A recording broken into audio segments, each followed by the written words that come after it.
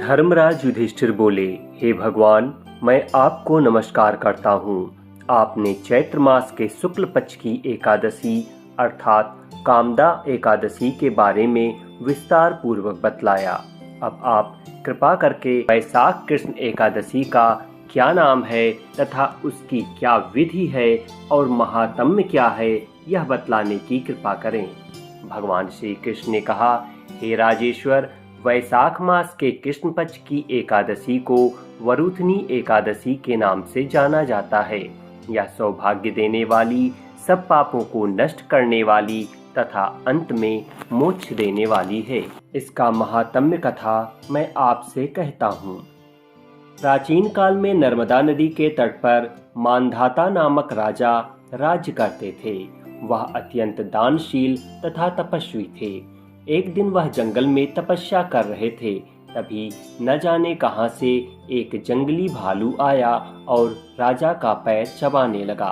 राजा पूर्वक अपनी तपस्या में लीन रहे। कुछ देर बाद पैर चबाते चबाते भालू राजा को घसीटकर जंगल के पास में ले गया।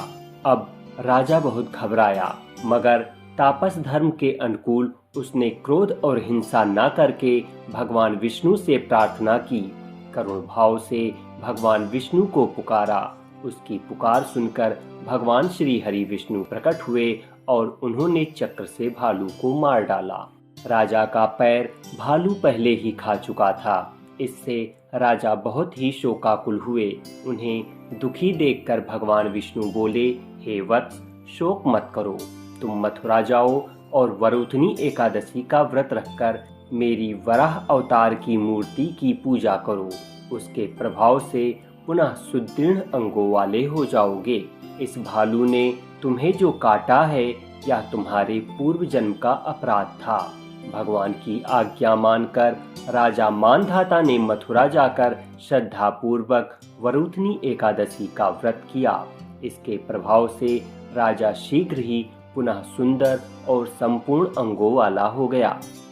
इसी एकादशी के प्रभाव से राजा मानधाता स्वर्ग को गए और इसी व्रत के प्रभाव से धुंधमार आदि भी स्वर्ग को गए।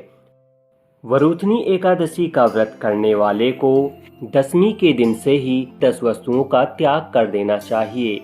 कांसे के बर्तन में भोजन करना, मांस, मसूर की दाल, चना, कोदो, शाक, मधु, दूसरे का अन्न, दूसरी बार भोजन करना और स्त्री का संग।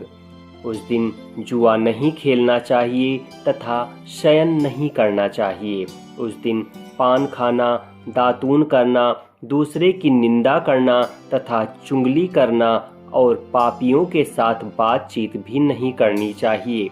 उस दिन क्रोध, मिथ्या भाषण का त्याग कर देना चाहिए। इस व्रत में नमक, तेल तथा अन्न वर्जित है।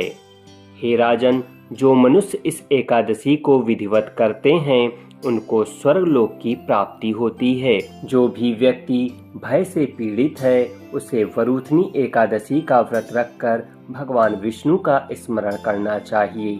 इस व्रत को करने से समस्त पापों का नाश होकर मोक्ष मिलता है। तो यह थी वैशाख मास के कृष्ण पक्ष में पड़ने वाली भगवान श्री हरि के वरुथनी एकादशी के व्रत की कथा। वीडियो अच्छी लगी हो तो कमेंट बॉक्स में ओम नमो नारायणाय जरूर लिखें। साथ ही वीडियो को अधिक से अधिक लोगों को शेयर करें। शीघ्र मिलेंगे एक नई वीडियो में कुछ नई जानकारी के साथ। तब तक आपसे विदा चाहूँगा। धन्यवाद।